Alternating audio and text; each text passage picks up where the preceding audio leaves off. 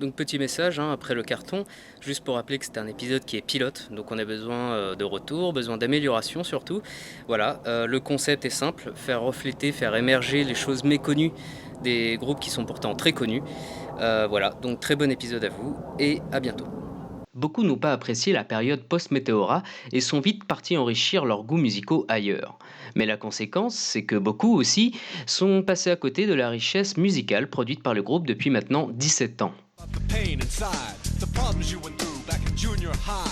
Computerized beats, we got 'em from the start. Then Chester comes along and sings this part. Then I raps. Et au final, c'est cette question de la richesse musicale, peu connue, mais pourtant remplie plein de bonnes choses, qui m'a donné l'idée de cet épisode. Bienvenue dans Méconnu.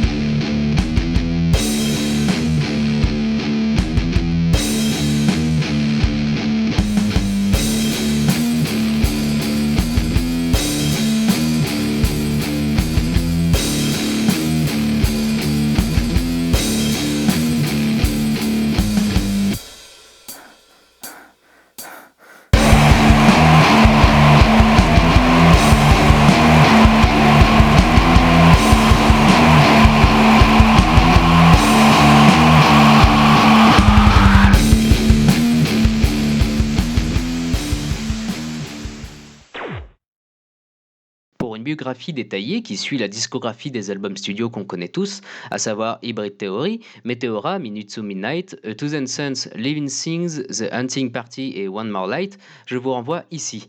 Car de notre côté, on va s'intéresser à ce qui n'est pas sorti dans le grand public. Donc, comment ça se fait qu'on soit passé à côté d'une richesse musicale, me direz-vous, alors que Question Com et vente de disques Linkin Park ne sont pas les derniers? Cela vient essentiellement de ce qui s'appelle le Linkin Park Underground, un fan club mis en place par le groupe après la sortie de Hybrid Theory, dans le but de suivre les compères californiens dans leurs aventures entre les concerts, le boulot à la maison et la production des albums studio.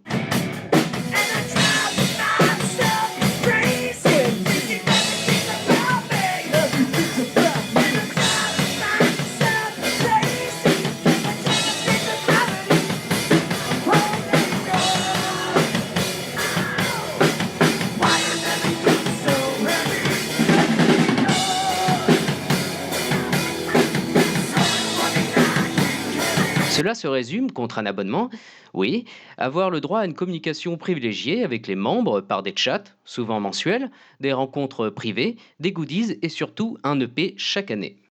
L'EP pouvait bien contenir des lives, des démos ou des inédits du groupe, exception à LPU8 qui est un gigantesque troll de la part de Linkin Park car ne contenant que des chansons. One, two, three, four. Bubbles, bubbles.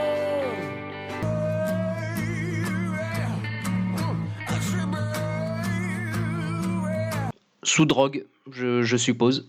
Du coup, qu'est-ce qu'on y trouve de bien sur le LPU?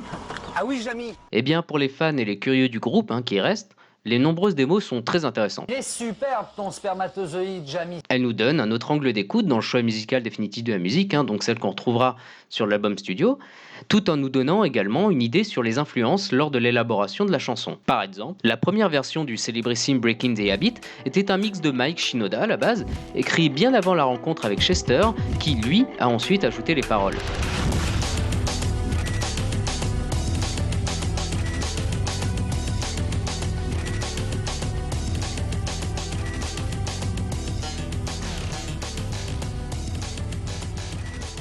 De même que Fear, qui est la démo de Leave Out All the Rest, était à la base composée pour le chant et le rap de Mike, une nouvelle fois donné à Chester au final.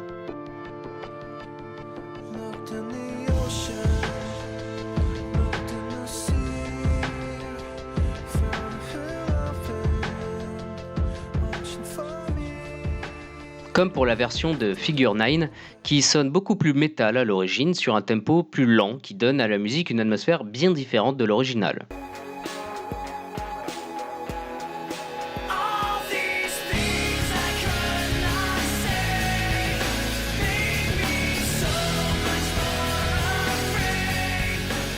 Ensuite, on y trouve les inédits qui voguent entre les démos non abouties et les finalisées, qui elles-mêmes se partagent entre les instrumentales et les versions chantées. Linkin Park donne à chaque fois les années de production de la chanson, ce qui est sympa à analyser chronologiquement. On y voit au fur et à mesure, depuis les années 2000, les influences apportées dans les écritures musicales et qui se dégagent alors dans les albums studio. À partir de 2007 et après la sortie de Minute to Midnight, par exemple, on entend progressivement l'évolution vers le rock du groupe.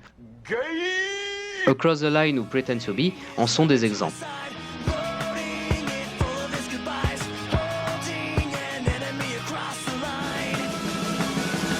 Sans oublier ce qui a fait le succès du groupe, à savoir le métal,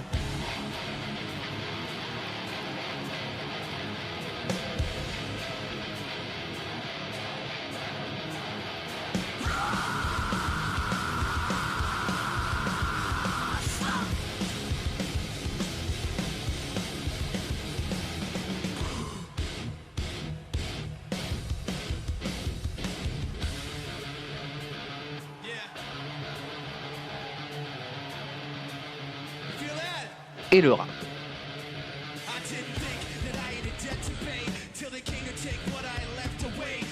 Mais ce qui a beaucoup influencé une partie de mes goûts musicaux actuels, eh bien ce sont les instrumentales du groupe. Elles représentent la majorité des LPU et sont pour la plupart des ballades, rock, metal, progressif, bref, parfait pour les petites marches nocturnes. Je cite Pale par exemple, qui représente excellemment la musique qui me prend aux tripes.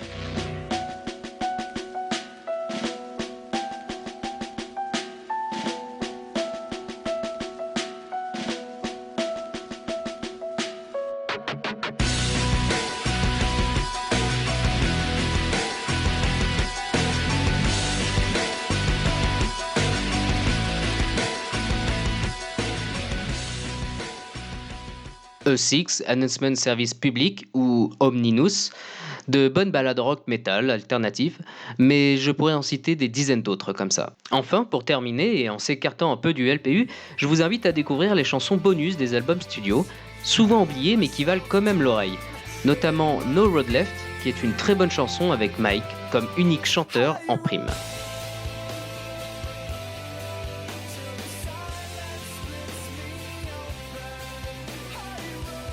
En bref, je vous invite à découvrir en recherchant par vous-même, mais pour vous motiver, je vous ai fait une petite playlist.